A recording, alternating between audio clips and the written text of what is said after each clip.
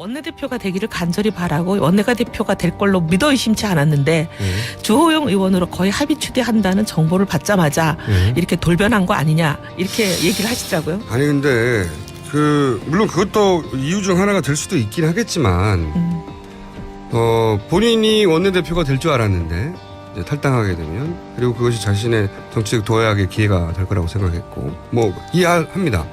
근데 그게 본인이 안 됐다고 해서 울면서 안 갈 일은 아니잖아요. 뭔가 더 다른 속사정 같은 거 있잖아요. 아니요, 충분히 그분은 그래요. 많은 그런 일들이 있었습니다. 그동안. 의원님 너무하시네. 특검발로 실제 블랙리스트가 최순실 씨로부터 시작됐다라는 보도도 나왔어요. 최순실 씨가 문화계에서 자기가 하는 사업에 걸림돌이 될 사람들을 제거하는 목적으로. 그런데 최순실 씨를 조윤선 장관은 청문회에 나와서 모른다고 절대 모른다고 수차 부인했단 말이죠. 여러 자리에서도 그랬고. 근데 저는 이제 여기서 궁금한 겁니다. 조윤선 장관이 최순실 씨를 이제 이렇게 연결해 보면 알 법한데 모른다고 한 것에 대해서 혹시 아시는 바 없습니까? 아니요, 이제 그 국회에서 그런 발언이 나가고 나서 전화들을 좀 받았죠. 의원님이? 저도 그렇지만 이제 저하고 말고도 또 우리 당내 그런 전화를 받은 의원들이 얘기를 많이 해요. 어떤 얘기를 합니까? 뭔 얘기를 하냐면 이제 재벌 사모님이라고 표현을 하더라고요. 네. 재벌 사모님인 분들이 저럴 수가 있나 어떻게 저럴 수가 있지 나한테 최순실 씨를 거의 이렇게 모시고 여왕님 모시듯이 모시고 와서 인사시킨 사람이 조윤선 장관인데 어떻게 저런 얘기를 하나 이런 전화를 받은 분들이 있어요. 그러니까 근데 이제 그분들은 증언하기가 어려운 분들이죠. 왜냐하면 잃을 게 많고 굉장히 그런 분들이라 이제 공개적으로 나와서 증언하기를 꺼리죠. 의원님도 받으신 적이 있고요? 넘어갈게요. 있구나. 그러니까 이제 요는 청문회를 많은 분들이 봤으니까 조윤선 장관의 청문회도 봤지만 국회에서도 대정부 질의가 있었으니까 대정부 질의 때 했던 얘기인 것 같네요. 지금 생각해보니까. 조윤선 장관이 최순실 씨 모른다고 했더니 그 장면을 본 몇몇 사모님들이 전화를 해가지고 아니 나한테 최순실 씨를 소개해 준 사람이 조윤선이야 라는 전화를 했다는 거죠. 말씀하세요. 네. 끄떡끄떡 마시지 마시고. 네네. 저 안 보이거든요. 네. 라디오니까 죄송합니다. 예. 이거 새로운 뉴스 나왔습니다. 그러면은 의원님이 이걸 밝힐 일은 아니죠? 제가 하기는 그렇고요. 네. 또 그냥 저하고 특검이 부르면 가서 얘기해요. 제가 경선했던 상대이니만큼. 네. 근데 이제 특검이 이건 조사를 해야 되고 특검이 조사를 하려는 의지가 강력한 것 같아요. 그런 것 같아요. 네. 그러니까 최순실 씨를 모른다고 여러 차례 얘기했지만 최순실 씨를 재벌 사모님들에게 손잡고 가서 소개해준 사람이 바로 조윤선 장관이다. 당신은 수석이었는지 모르겠는데 시점 모르겠지만 그 전화를 수석이든 장관이든 예. 복수의 의원들이 받았고 의원님도 그중 한 분이다. 뉴스 나왔습니다. 그런데 말이죠. 네. 개혁보수신당은 사람이 줄었어요? 개혁보수신당이요? 네. 네. 이게 이제 특히 이제 나경원 의원이 좀 여러 가지 변수를 일으켰고 네. 그다음에 진짜 이유가 뭡니까?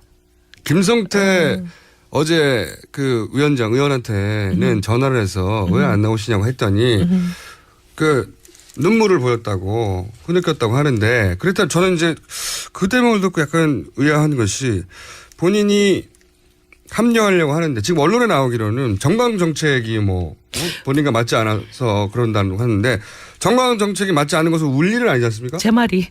정강정책이 맞지 않으면 화를 낼 일이지 울 일은 아니잖아요. 그것도 흐느낄 일은 아니죠. 그러니까 제가 보기에는 말 못할 사정이 있는 게 아니냐 이게. 네, 다들 그렇게 생각은 하는 거고요. 다들 그렇게 생각합니까? 제가 만나본 분들은 다 그렇게 생각해요. 정강정책은 그냥 언론 보도용이고. 정강정책에 대해서는 전혀 이제 사실과 아닌 보도가 됐기 때문에 바로 잡아야 되겠는데요. 말 못할 사정이 뭐죠? 조금 그 정강정책은 그때 당시 정해지지도 않았고 네. 그다음에 본인이 정해지지도 않았다.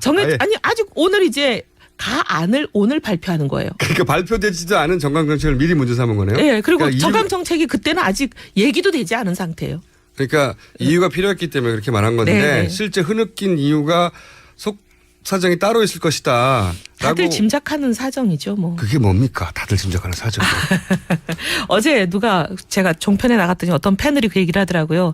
원내대표가 되기를 간절히 바라고 원내가 대표가 될 걸로 믿어 의심치 않았는데 주호영 의원으로 거의 합의 추대한다는 정보를 받자마자 이렇게 돌변한 거 아니냐 이렇게 얘기를 하시더라고요. 아니 근데 물론 그것도 이유 중 하나가 될 수도 있긴 하겠지만 본인이 원내대표가 될 줄 알았는데 이제 탈당하게 되면 그리고 그것이 자신의 정치적 도약의 기회가 될 거라고 생각했고 뭐 이해합니다.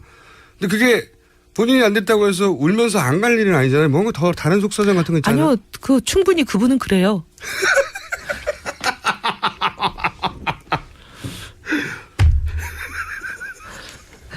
많은 그런 일들이 있었습니다. 그동안. 의원님 너무하시네. 제가 너무하는 게 아니라 그런 일들이 꽤 있었기 때문에 아, 그래요? 다들 놀라지 않죠.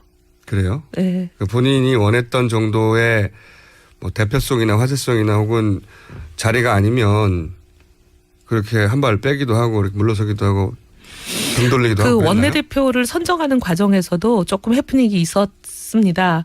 왜냐하면 이제 우리가 새누리당 안에 있을 시절에 원내대표를 누구를 내느냐 하는 문제가 있었는데 1순위, 2순위로 저희들이 거의 공감대가 있는 분들이 있었거든요, 후보가. 네, 따로. 그러니까 1순위, 2순위가 이분들이 왜 안 하려고 그런지 속사정을 들어보니까 이 나 의원이 와서 계속 울면서 본인이 하겠다. 울면서요? 예. 확실해요? 울면서? 늘 많이 울어요. 늘 많이 울어요? 예. 이렇게 중요한 그래서 이제 있을 때마다. 그래가지고 왜 울었을까요? 이제 나라를 구하고 싶은 마음이겠죠, 그냥. 네. 그렇게 생각합니다. 네. 그래서 하여튼 이 두 분이 안 하는 상황이에요. 안 하고. 그러니까 원래 원내대표로 지금 분당파, 네. 분당이라고 할게요. 분당했으니까 이미. 가칭 개혁 보수신당 분들 중에 내정됐다고 생각할 분들이 있었는데 나경원 의원이 찾아와서 울면서 뭐 내정이라기보다는 이제 많은 사람이 이 사람들을 추대하고 싶다. 하는 사람도 그런 있었는데 사람들이 있었는데 어쨌든 안 됐고. 울면서. 네, 나중에 이제 혼자 하겠다고 나섰을 때 이제 회의에서 김성태 의원으로 제가 들었는데 김성태 의원 등등이 막 화를 내면서 고래고래 고성을 질렀다고 들었어요. 왜요? 나 의원하면 안 된다. 나 의원하면 우리가 선거 진다. 근데 왜 이렇게 개인적인 생각 때문에 전체 우리 이 당에 굉장히 중요한 일을 어그러뜨리려고 하느냐. 이런 취지로 본인이 마구 화를 냈다고 저한테 그러셨어요. 김성태 의원이. 김성태 의원이. 네, 근데도 이제 막지 못해서 너무 속상하다. 근데 어쨌든 이번에 속사정도 같이 합리하지 않는 속사정도 정가정책이 아니라 본인 개인적인 뭔가 이유가 있을 것이다. 이유가 있을 것이다. 그래서 몇 명 탈당하나요? 오늘 한 30여 명 할 것 같아요. 근데 이게 원래 더 늘어날 것 같다가 뉴스가 그게 아니라 더 줄어든다고 하는데 사실이에요? 아무래도 사실상 아까 민석 의원 말처럼 이 보수당은 한 번도 분열된 적이 없습니다. 그러니까 이런 첫 계량에 지역 유권자나 주민들 또 그런 도의적인 절차를 갖추고 또 조금 뭐 간망하는 사람들도 있을 것이고. 나경원 의원은 굉장히 주도적으로 나서다가 빠진다고 하는데 사실이에요? 나경원은 빠지지는 않을 거예요. 다만 조금 한 파스 쉬었다가 1월 초쯤에 이제 다시. 나왔으면 좋겠다는 건가요? 아니면 나올 거라는 건가요? 어젯밤에 사실상 제가 밤늦게 어제 들어갔는데 한 아주 밤늦은 시간인데 막 울면서 이렇게 흐느끼면서. 나경원 의원이요? 예. 왜 그러셨어요? 그러니까 지금 본인이 합류하지 못하는 그런 여러 가지 자기 심경에 막 그런 안타까움 때문에. 그러니까 의원님하고 통화하면서 흐느꼈다고요? 원래 나경원은 뭐 저 앞에서 잘 울어요. 뭘 그런 것까지 또 알려고. 네? 너무 많이 하지 마시고. 아니 근데 울면서 하는 얘기에 골자가 지금은 어렵지만 합류하겠다? 아니면은 잘 가라? 조금 있다가 이제 이번에는 아니지만은. 근데 왜 이번에는 왜 안 한 겁니까? 1월 초에. 글쎄 제가 이 청문회 하느라고 사실상 나경원은 김성태 없이는 못 산다는 그런 뭐 국회할 그건 왜 그런가 하면요. 나경원 의원이 참 각종 선거는 출마하는 적이 없어요. 근데 제가 참 저도 이 서울 강서 보수당으로서는 힘든 지역이지만 저도 내리 삼선을 했습니다만 하여튼 나경원이 뭐 하겠다 그러면은 제가 그냥 팔 걷어붙이고 안 도와준 적이 없어요. 그러다 보니까 자기가 중요한 사항이 있을 때 마지막에는 꼭 저한테 상의를 하는데 어머 끝날 시간이네요. 그런 일들이 있었습니다. 그동안. 의원님 너무하시네. 특검발로 실제 블랙리스트가 최순실 씨로부터 시작됐다라는 보도도 나왔어요. 최순실 씨가 문화계에서 자기가 하는 사업에 걸림돌이 될 사람들을 제거하는 목적으로. 그런데 최순실 씨를 조윤선 장관은 청문회에 나와서 모른다고 절대 모른다고 수차 부인했단 말이죠. 여러 자리에서도 그랬고. 근데 저는 이제 여기서 궁금한 겁니다. 조윤선 장관이 최순실 씨를 이제 이런 전화를 받은 분들이 있어요. 그러니까 근데 이제 그분들은 증언하기가 어려운 분들이죠. 왜냐하면 잃을 게 많고 굉장히 그런 분들이라 이제 공개적으로 나와서 증언하기를 꺼리죠. 의원님도 받으신 적이 있고요.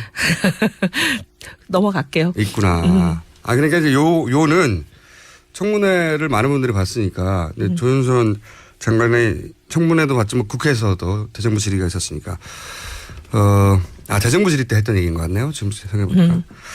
조윤선 장관이 최순실 씨 모른다고 했더니 그 장면을 본 몇몇 사모님들이 전화를 해가지고 아니 나한테 최순실 씨를 소개해 준 사람이 조윤선이야 라는 전화를 했다는 거죠. 말씀하세요. 네. 네. 끄떡끄떡 마시지 마시고. 네네. 저 안 보이거든요. 네. 라디오니까 죄송합니다. 예. 이거 새로운 뉴스 나왔습니다. 그러면은 의원님이 이걸 밝힐 일은 아니죠? 제가 하기는 그렇고요. 네. 또 그냥 저하고 특검이 부르면 가서 얘기해요. 제가 경선했던 상대이니만큼 원내대표가 되기를 간절히 바라고 원내가 대표가 될 걸로 믿어 의심치 않았는데 주호영 의원으로 거의 합의 추대한다는 정보를 받자마자 이렇게 돌변한 거 아니냐 이렇게 얘기를 하시더라고요. 아니 근데 물론 그것도 이유 중 하나가 될 수도 있긴 하겠지만 본인이 원내대표가 될 줄 알았는데 이제 탈당하게 되면 그리고 그것이 자신의 정치적 도약의 기회가 될 거라고 생각했고 이해합니다. 근데 그게 본인이 안 됐다고 해서 울면서 안 갈 일은 아니잖아요. 뭔가 더 다른 속사정 같은 거 있잖아요. 아니요. 충분히 그분은 그래요.